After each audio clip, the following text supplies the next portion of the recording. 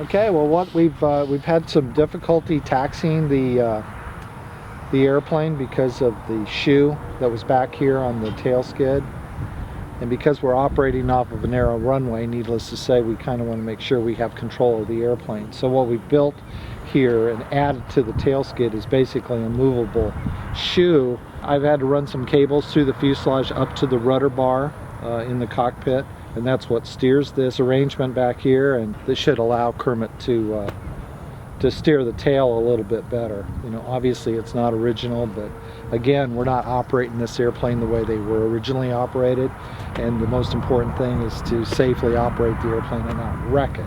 Just waiting right now. We're going to do some taxi tests and see if it works.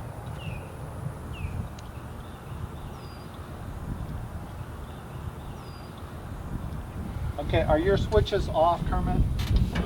Switches say off.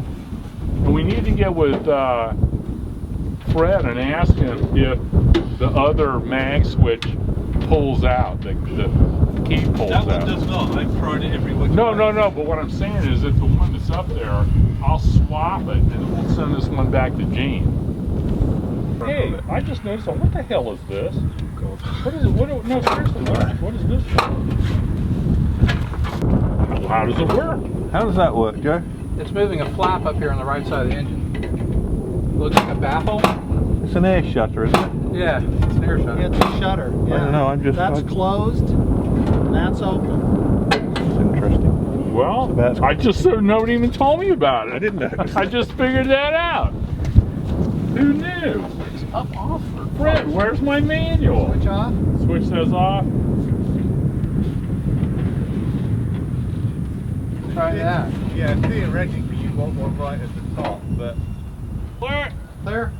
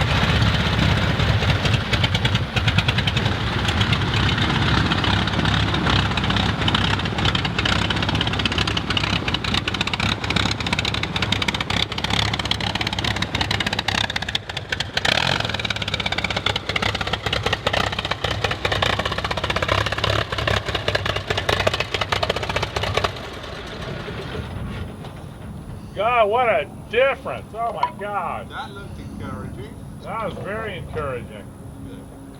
Yeah, you know that not the last time, but the time before that, when I got the tail up and all the black smoke came out. Yeah. Well, what had happened is this thing is creeping from advance back to retard. And when I did it that time, I thought, God, where all that smoke came from? And I looked down and it was all the way back at retard. So the second time, the last time I did it, I made sure it was advanced, and man, it just kicked up and had a ton of power. So this thing's creeping back and it's marked backwards. Okay. But I'd like to figure out what that, and I'd like to fly the Albatross again, so that's got to be annual. So annual the Albatross as a backup. Let me get used to that and fly that again, and let's compare them and make sure, because I've already found a few things here that concern me.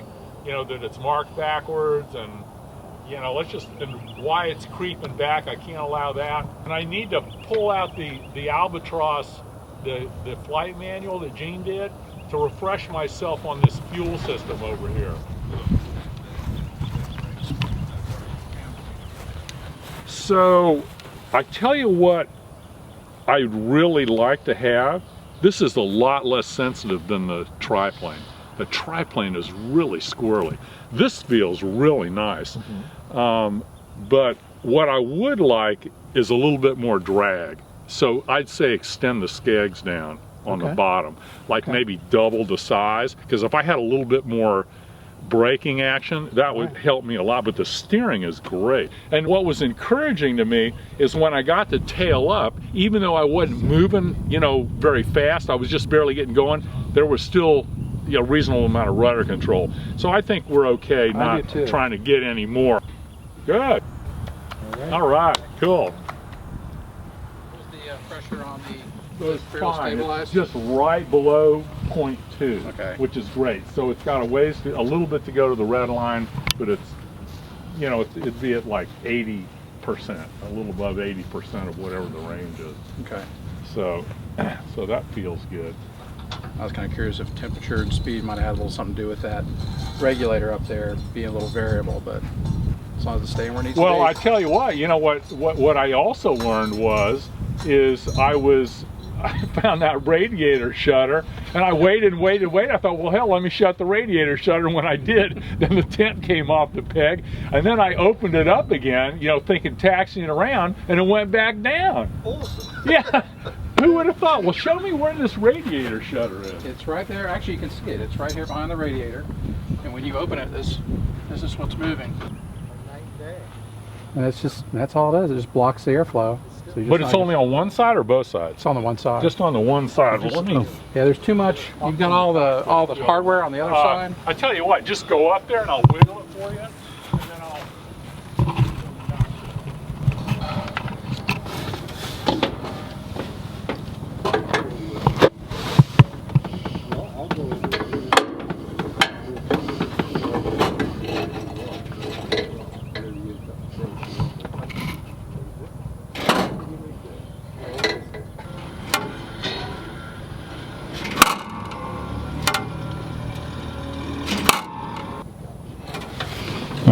Oh, that's awesome. Okay, so let's focus on figuring out that problem with the advanced thing creeping back. Figure that out, and let's get an annual on the Albatross, and then pull that manual out, and I'll study that some more on the fuel system. Great. Good.